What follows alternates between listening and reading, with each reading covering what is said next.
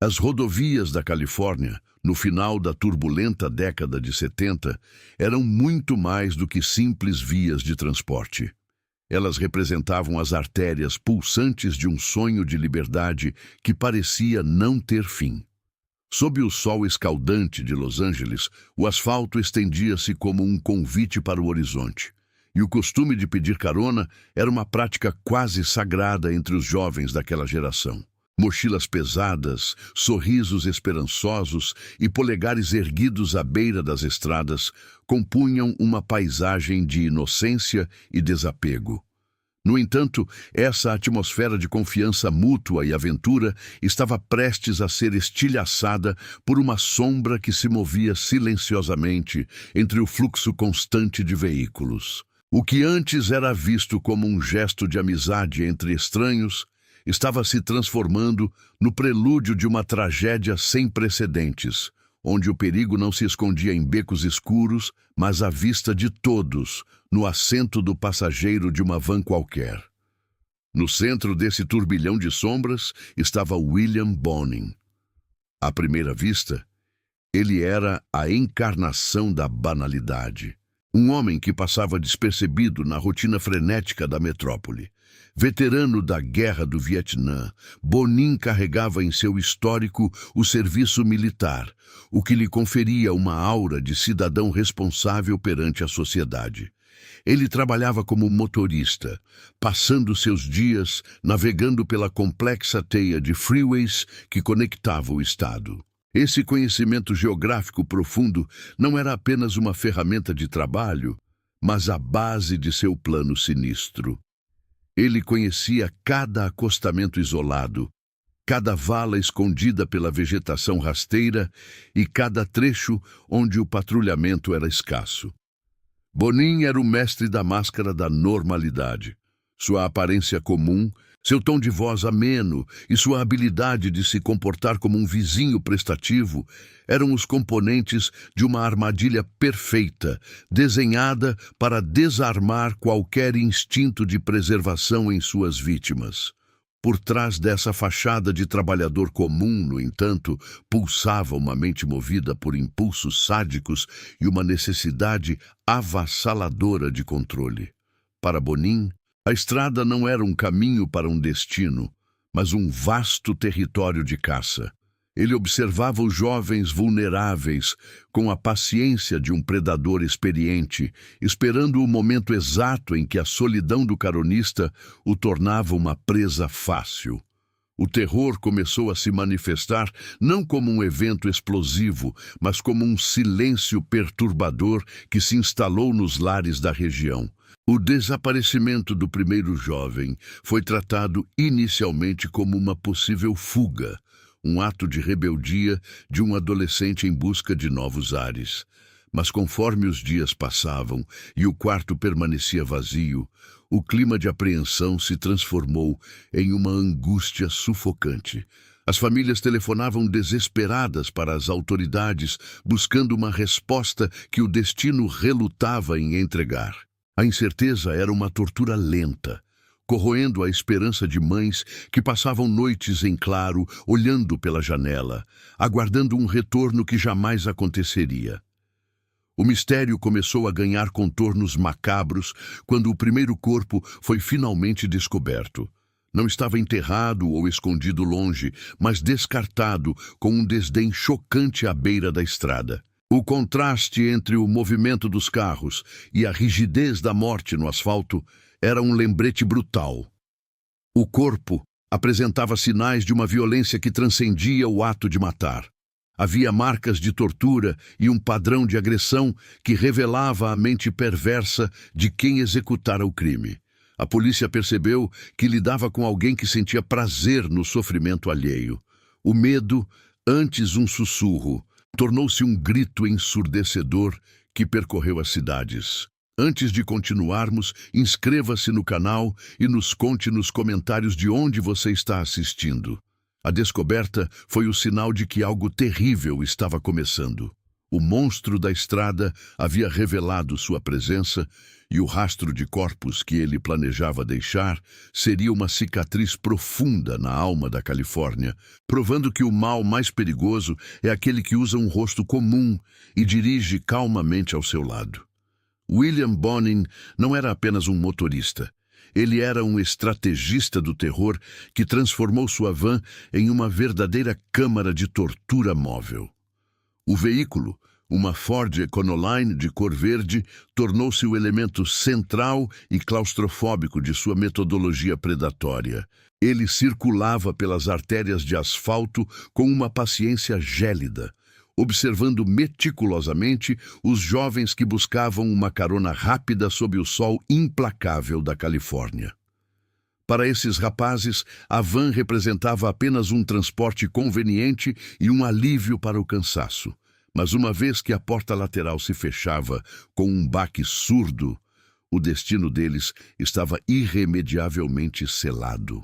Bonin utilizava sua aparência inofensiva e seu comportamento calmo para desarmar qualquer desconfiança inicial. Ele oferecia um cigarro, iniciava uma conversa casual sobre o clima ou simplesmente fingia um trajeto que parecia seguro e direto. Entretanto, a transição da cortesia superficial para a brutalidade absoluta era instantânea. Assim que o veículo ganhava velocidade na rodovia, a máscara de cidadão comum caía, revelando um monstro que se alimentava do pânico alheio. O espaço confinado da van permitia que ele exercesse um domínio total, transformando um ambiente cotidiano em um cenário de pesadelo indescritível onde não havia para onde fugir. A psicologia por trás dos atos atrozes de William Bonin estava profundamente enraizada em uma necessidade patológica de controle absoluto e um prazer sádico derivado do medo visceral de suas vítimas. Para ele, o ato físico do assassinato era apenas a conclusão de um ritual de poder complexo. O que realmente o excitava e o movia era o momento exato da transição, quando a vítima percebia que sua vida estava inteiramente nas mãos de um estranho implacável e cruel. Ele buscava deliberadamente jovens em situações de extrema vulnerabilidade, muitas vezes fugitivos de casa, andarilhos ou trabalhadores de baixa renda, sabendo que sua ausência demoraria a ser notada pelas autoridades ou por familiares distantes. A fragilidade desses indivíduos alimentava seu ego distorcido de forma avassaladora.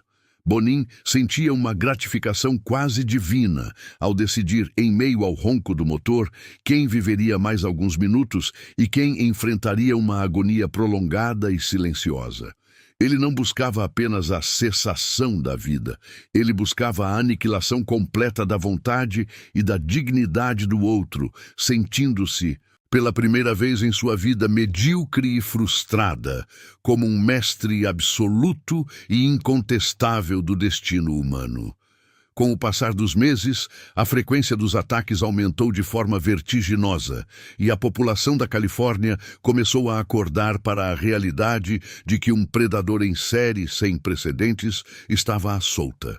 O rastro de corpos deixado ao longo das principais vias de tráfego, frequentemente descartados com um desdém chocante, rendeu a Bonin o epíteto sombrio de The Freeway Killer, o assassino da estrada. A cada nova descoberta de um corpo rígido em um acostamento empoeirado ou sob a sombra de um viaduto, a tensão social subia um degrau insustentável.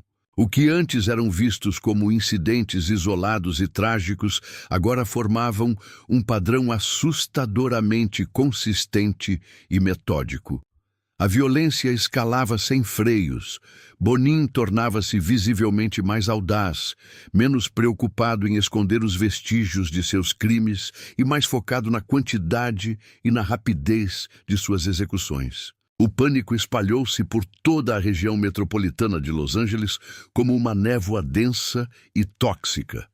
Pais aterrorizados proibiam seus filhos de sair à noite, e o hábito histórico e cultural de pedir carona desapareceu quase da noite para o dia, substituído por uma desconfiança paranoica e um medo constante de cada veículo que diminuísse a velocidade nas imediações. As manchetes dos jornais estampavam o horror cotidiano, e a pressão política sobre as autoridades policiais tornou-se insuportável.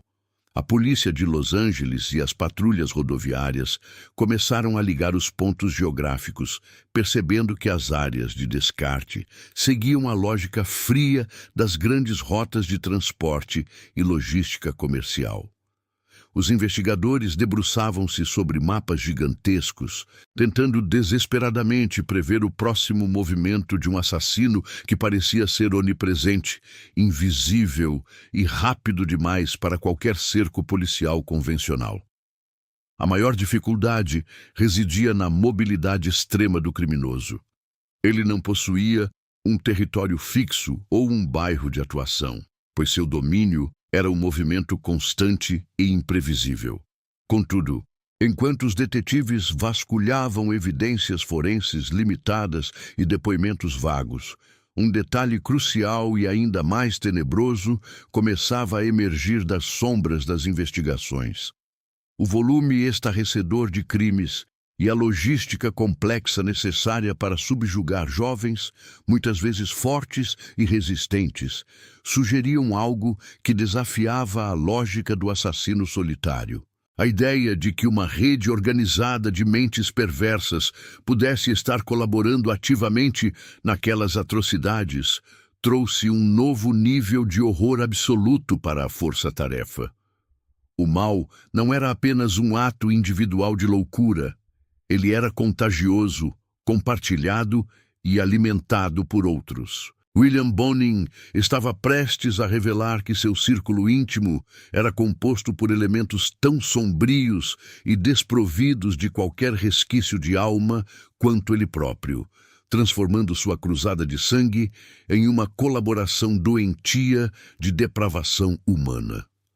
A revelação de que William Bonin não operava sozinho trouxe uma camada ainda mais gélida ao rastro de sangue deixado nas estradas californianas. O mal, em sua forma mais pura, raramente se contenta com o isolamento. Ele busca validação, eco e, acima de tudo, braços extras para executar sua vontade doentia.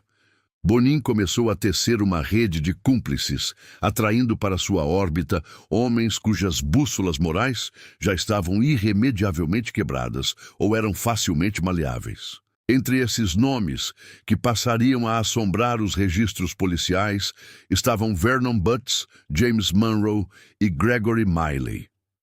Eles não eram meros passageiros casuais na infame Van Verde. Tornaram-se extensões dos impulsos sádicos de Bonin, engrenagens vitais de uma máquina de extermínio itinerante que desafiava a compreensão humana e a eficácia das autoridades. A dinâmica estabelecida por Bonin era de uma manipulação psicológica refinada e perversa. Ele não apenas recrutava esses homens, ele os corrompia sistematicamente, explorando suas fraquezas, inseguranças e desejos reprimidos. William Bonin possuía uma habilidade quase sobrenatural para identificar a escuridão latente em outros jovens, transformando-os em participantes ativos de rituais de horror absoluto. Vernon Butts, por exemplo, tornou-se um parceiro frequente, compartilhando com Bonin uma sintonia macabra que permitia que os ataques fossem realizados com uma eficiência militar assustadora. Já James Monroe e Gregory Miley foram tragados por esse vórtice de violência sob a promessa de pertencimento, proteção e um poder que nunca haviam experimentado antes. Bonin agia como um mentor sombrio, ensinando-lhes que a vida humana era um recurso descartável e que o prazer supremo residia no domínio total sobre o destino de outro ser. Essa corrupção de almas transformou o que era o crime de um homem só em uma conspiração de depravação coletiva sem precedentes. O pacto de sangue selado dentro daquela Ford Econoline envolvia um planejamento meticuloso e perturbador. As execuções não eram mais impulsos erráticos, mas operações coordenadas onde cada cúmplice tinha uma função definida.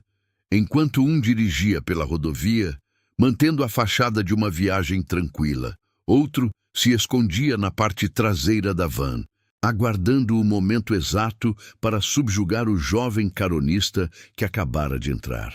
O grupo discutia as técnicas de tortura e os métodos de descarte de corpos com uma frieza burocrática, como se estivessem planejando uma tarefa cotidiana de logística comercial. O compartilhamento do segredo e da culpa criava um vínculo distorcido entre eles, uma lealdade forjada no sangue das vítimas, que os tornava prisioneiros uns dos outros e cúmplices de um destino inevitável. A van verde, outrora um simples símbolo de liberdade nas estradas, havia se tornado um santuário de morte onde o grupo celebrava sua aparente impunidade. Entretanto, o clima de camaradagem sinistra era, por natureza, frágil e carregado de uma desconfiança latente que corroía o grupo por dentro. À medida que a rede de crime se expandia e a pressão das investigações aumentava, as rachaduras na fundação desse grupo de monstros começaram a aparecer de forma nítida. A lealdade, tão exaltada nos momentos de euforia sádica, era constantemente testada pelo medo da captura e pela paranoia crescente. Bonin, embora fosse o líder indiscutível, vigiava seus associados com olhos de falcão, temendo que a fraqueza de um pudesse levar à queda de todos. Discussões sobre quem seria o primeiro a ceder sob a pressão de um interrogatório policial tornaram-se sussurros constantes nas sombras das madrugadas. O pacto de silêncio era mantido não pelo respeito mútuo, mas pelo terror, criando uma atmosfera onde a traição era apenas uma questão de tempo e oportunidade. Cada olhar trocado entre eles carregava o peso das vidas que haviam ceifado e a sombra da forca que os aguardava. Apesar de toda a precaução e do uso de rotas alternativas para despistar a vigilância, a sorte de William Bonin e sua corte de assassinos estava prestes a sofrer um golpe devastador. Enquanto o grupo se sentia invencível no domínio solitário das rodovias californianas, os olhos do destino começavam a focar na van verde de forma inesperada e implacável. Em uma tarde de sol ofuscante e ar pesado, o veículo foi avistado em um local onde não deveria estar, sob circunstâncias que não podiam ser facilmente explicadas. Uma testemunha ocular, movida por um instinto de preservação ou por uma observação aguçada do ambiente ao seu redor, registrou um detalhe que a força-tarefa da polícia tanto buscava.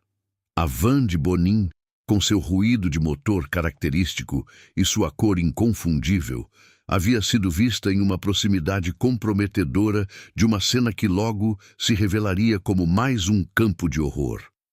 O cerco policial, que antes parecia uma busca desesperada no escuro, ganhava agora uma coordenada precisa e um alvo definido, e a máscara de normalidade de William Bonin começava finalmente a mostrar as primeiras e profundas fendas. A criação da força-tarefa dedicada exclusivamente a capturar o assassino da estrada transformou as delegacias de Los Angeles em verdadeiros centros de uma guerra silenciosa e desesperada. Mapas imensos cobriam as paredes de salas mal iluminadas, onde alfinetes vermelhos marcavam cada local onde um corpo fora descartado, traçando uma geografia da dor que assombrava toda a Califórnia. O peso dessa missão esmagava os ombros dos investigadores, que sentiam a pressão pública e o medo crescente da população como um relógio de areia prestes a esgotar. Cada telefonema era verificado com um rigor exaustivo e minucioso, enquanto o perfil de William Bonin ganhava contornos nítidos nos arquivos policiais.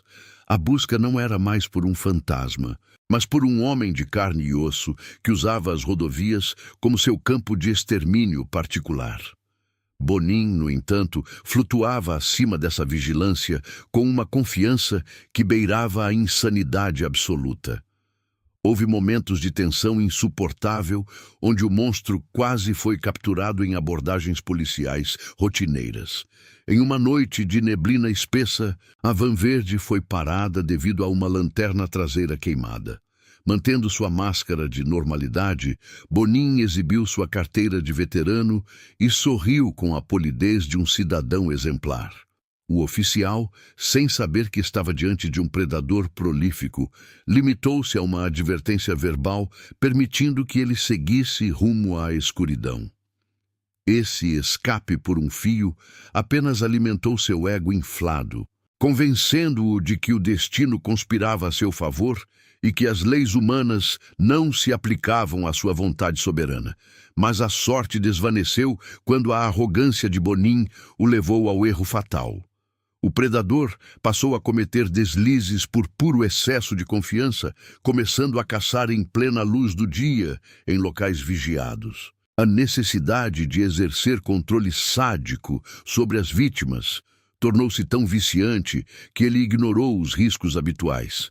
Essa audácia permitiu à força-tarefa finalmente colocar a Ford Econoline sob um microscópio constante. Investigadores disfarçados passaram a monitorar cada rastro da van como fantasmas silenciosos, observando o comportamento de Bonin em postos e paradas de descanso em um jogo de gato e rato que se aproximava do fim, aguardando o momento em que o lobo finalmente revelaria suas presas diante das lentes dos binóculos atentos da equipe de vigilância. A vigilância tornou-se uma sombra invisível e onipresente. Por dias, os agentes documentaram seus encontros suspeitos com associados como Vernon Butts e James Monroe. A paciência da polícia era um teste de nervos, mas eles sabiam que o flagrante era a única forma de garantir que o monstro nunca mais visse a liberdade. Eles queriam capturá-lo no ato, impedindo que mais uma vida fosse sacrificada no altar de sua crueldade. A tensão na sala de comando era elétrica, com detetives revezando-se em turnos ininterruptos para garantir que a van verde não escapasse de sua visão. Cada movimento de Bonin era analisado friamente, aguardando-se apenas a oportunidade perfeita para o golpe final da justiça. O clímax dessa caçada ocorreu na tarde de 11 de junho de 1980, nas ruas movimentadas de Hollywood.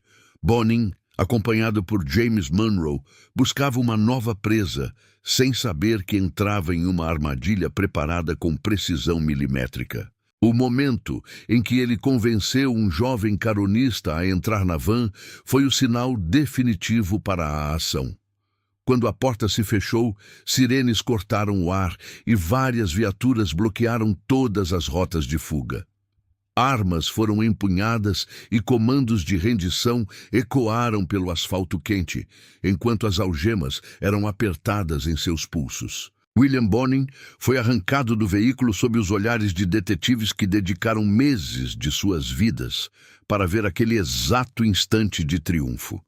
A prisão revelou uma frieza que chocou até os investigadores mais veteranos.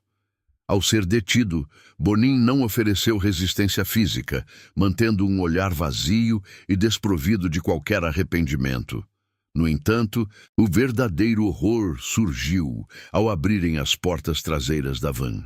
Além de ferramentas de contenção e cordas, encontraram pertences pessoais e roupas de jovens que haviam sido brutalmente assassinadas, guardados como troféus macabros de suas conquistas sanguinárias.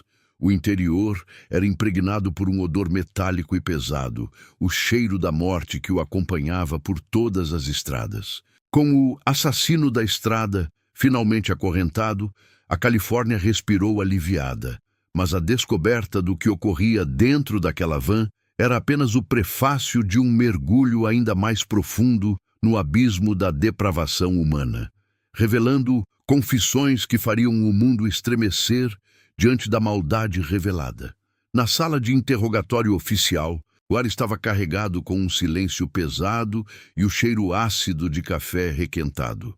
William Bonin, o homem que aterrorizara as artérias asfálticas da Califórnia, sentava-se calmamente com uma postura que desafiava a gravidade da situação.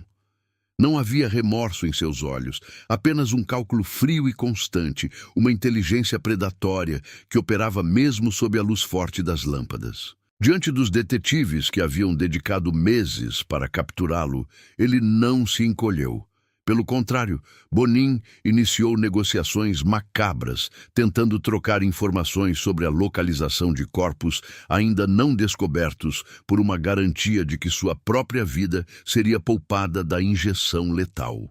Ele falava de seus crimes com uma desfaçatez arrepiante, como se narrasse uma simples rota de entrega de carga, detalhando friamente nomes, datas e locais, com uma precisão mecânica que gelava o sangue dos ouvintes.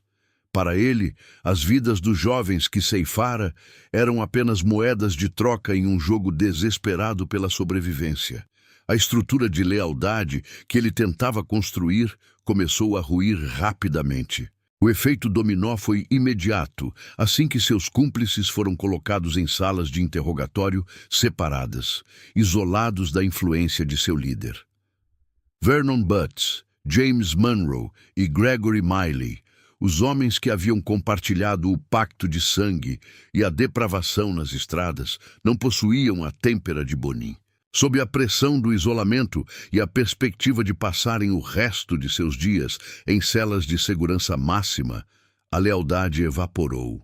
Um a um, eles começaram a apontar o dedo acusador para o motorista da van verde, descrevendo com detalhes perturbadores como o assassino da estrada os manipulava e os envolvia em rituais de violência extrema.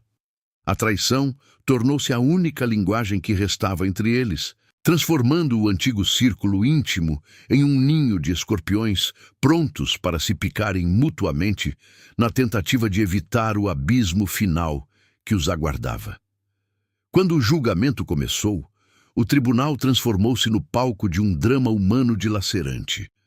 As galerias estavam lotadas de rostos marcados pela dor profunda. Pais que envelheceram décadas em poucos anos e amigos que carregavam o peso da ausência. O confronto visual entre Bonin e as famílias das vítimas era uma batalha de vontades. Enquanto os promotores apresentavam os fatos, o impacto emocional dos depoimentos transformava o ambiente em um santuário de luto e indignação. Cada relato de uma vida promissora interrompida era como um prego no caixão da defesa de Bonin. As mães soluçavam ao descreverem os quartos vazios e os sonhos desfeitos de seus filhos, enquanto o réu permanecia sentado, imóvel e aparentemente entediado, como se as tragédias que causara fossem meras notas de rodapé sem importância em sua biografia sombria. As provas apresentadas ao júri eram irrefutáveis e carregavam um teor demoníaco. Diários manuscritos encontrados com Bonin revelavam uma mente que se deliciava com o planejamento sistemático do sofrimento alheio, registrando pensamentos que ninguém deveria ler. Fotos tiradas durante os momentos de agonia final das vítimas, guardadas como troféus de caça, serviam como um catálogo de horrores que nenhum jurado conseguiria apagar da memória. Não havia mais espaço para dúvidas razoáveis diante da montanha de evidências que ligavam o grupo a cada corpo descartado nas margens das rodovias. A máscara de normalidade de Bonin, que ele tanto se esforçara para manter como veterano de guerra, foi estilhaçada perante o público. Ali estava o monstro sem alma que habitava o vazio de sua existência. A justiça, lenta mas implacável, estava finalmente fechando o cerco em torno do pescoço do maior predador daquelas estradas. O veredito de culpado foi lido em um silêncio absoluto que parecia durar uma eternidade, recebido como uma formalidade necessária diante da magnitude do mal revelado. Quando a sentença de morte foi proferida pelo juiz, um suspiro coletivo de alívio percorreu a sala. Mas o encerramento foi subitamente substituído por um novo e profundo choque. No último momento do julgamento, antes que Bonin fosse levado para as sombras da prisão, uma revelação perturbadora surgiu das confissões finais. O número de vítimas oficialmente atribuídas ao assassino da Estrada era apenas a ponta de um iceberg muito mais vasto e terrível do que o público imaginava. O tribunal mergulhou em um silêncio sepulcral quando a possibilidade real de que dezenas de outros jovens ainda estivessem enterrados anonimamente nas freeways veio à tona, deixando uma pergunta assustadora pairando no ar. Quantos corpos a mais o monstro realmente deixou para trás na escuridão? A transferência para a prisão de San Quentin marcou o início de uma longa e gélida espera nas sombras do corredor da morte. William Bonin trocou as estradas ensolaradas e a liberdade perversa de sua van pelas paredes cinzentas, úmidas e impenetráveis de uma cela solitária. Durante os 14 anos que se seguiram, ele manteve uma postura que oscilava entre o tédio absoluto e um desafio silencioso contra o sistema jurídico que o fora condenar. Ao contrário de outros detentos que buscavam redenção religiosa ou clamavam desesperadamente por inocência, Bonin parecia aceitar seu destino com uma indiferença que perturbava profundamente até os guardas mais experientes e os capelães da unidade prisional. Ele preenchia seus dias com rotinas burocráticas monótonas, escrevendo cartas meticulosas e observando o tempo escorrer de forma lenta, enquanto, do lado de fora, as famílias das vítimas lutavam exaustivamente contra as infinitas apelações judiciais que tentavam adiar o inevitável. Para aqueles que perderam seus filhos naquelas rodovias, cada segundo que Bonin respirava era sentido como uma afronta dolorosa à memória dos mortos. A data final foi marcada para o dia 23 de fevereiro de 1996. Um marco que ficaria registrado nos anais da história jurídica e criminal da Califórnia.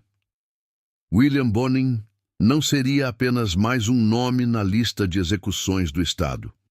Ele se tornaria o primeiro prisioneiro a ser executado por injeção letal, abandonando definitivamente o antigo, ruidoso e controverso método da câmara de gás. O procedimento foi cercado por uma atmosfera de solenidade macabra, sob o olhar atento de um circo midiático que aguardava ansiosamente pelo desfecho da saga do Assassino da Estrada. Naquela noite fria, o homem que outrora usara sua van verde para espalhar o terror absoluto foi amarrado com firmeza a uma maca estéril e branca. Não houve palavras finais de arrependimento genuíno. Nenhuma última confissão que trouxesse a paz definitiva para as dezenas de famílias que ainda buscavam respostas sobre os paradeiros de seus entes desaparecidos. Enquanto os produtos químicos fatais fluíam silenciosamente por suas veias, a vida de Bonin se apagava de forma clínica, encerrando oficialmente um dos capítulos mais sombrios e sangrentos da crônica policial americana contemporânea. Enquanto o líder encontrava seu fim solitário na maca de San Quentin, o destino de seus cúmplices já havia sido selado por caminhos igualmente desoladores e sombrios. Vernon Butts, o homem que compartilhou os primeiros instintos sádicos de Bonin e participou ativamente das capturas, não suportou o peso esmagador da própria consciência ou a perspectiva aterrorizante de uma vida inteira atrás das grades. Ele tirou a própria vida em sua cela de prisão ainda em 1981, antes mesmo que o julgamento principal de seu mentor fosse concluído. James Monroe e Gregory Miley, os outros membros do círculo íntimo que trocaram sua lealdade por sentenças de prisão perpétua, desapareceram gradualmente na obscuridade amarga do sistema prisional da Califórnia. Gregory Miley morreria anos depois, em 2016, sem nunca mais sentir o gosto da liberdade que ele ajudou a roubar de tantos jovens inocentes. A rede de maldade que Bonin teceu com tanto cuidado revelou-se frágil e covarde diante da força da justiça. deixando para trás apenas o rastro amargo de vidas desperdiçadas e a confirmação de que a cumplicidade no mal raramente oferece qualquer forma de proteção duradoura. O legado deixado pelo rastro de sangue de William Bonin transformou profundamente a estrutura social californiana e as leis de segurança em todo o território nacional. A era da inocência dos caronistas, onde levantar o polegar na beira da estrada era um gesto comum de confiança e camaradagem, morreu violentamente junto com as vítimas do assassino. O medo alterou a geografia social das rodovias, transformando-as em lugares de vigilância constante e desconfiança mútua. No âmbito das investigações policiais, as graves falhas de comunicação que permitiram a Bonin operar impunemente por tanto tempo levaram à criação de sistemas de inteligência criminal muito mais integrados e eficientes, como o VICAP, especificamente projetado para rastrear padrões de assassinos em série que cruzavam fronteiras jurisdicionais. As cicatrizes físicas nas estradas podem ter sido cobertas por novas camadas de asfalto negro, mas as feridas psicológicas na consciência coletiva da população permaneceriam abertas por muitas gerações, servindo como um lembrete perpétuo e arrepiante de que o perigo extremo muitas vezes viaja ao nosso lado, escondido sob a máscara da mais absoluta normalidade. Ao olharmos para trás, para a tragédia imensa que envolveu o monstro da estrada, a imagem que deve prevalecer na memória coletiva não é a da face inexpressiva e fria de Bonin, mas sim o brilho vital e interrompido de cada jovem que teve seus sonhos e futuro ceifados precocemente. Cada nome gravado em lápides silenciosas por todo o estado representa uma ausência física que nunca será preenchida, uma cadeira permanentemente vazia em mesas de jantar e uma dor que ecoa através das décadas. A história de William Bonin é um estudo sombrio e necessário sobre a capacidade humana para a crueldade desenfreada, mas é também um testemunho sobre a resiliência inquebrável daqueles que buscam incansavelmente pela verdade e pela retribuição divina e terrena. No final das contas, as mesmas estradas que ele usou egoisticamente para caçar, agora servem como caminhos de memória e profunda reflexão. O mal pode se esconder atrás de rostos comuns e vozes tranquilas, mas a luz da justiça, por mais demorada e tortuosa que seja, eventualmente penetra a escuridão mais densa, garantindo que monstros como ele sejam lembrados não por seu suposto poder, mas pela vileza de suas ações e pelo encerramento definitivo de seu reinado de terror e sangue nas rodovias da vida.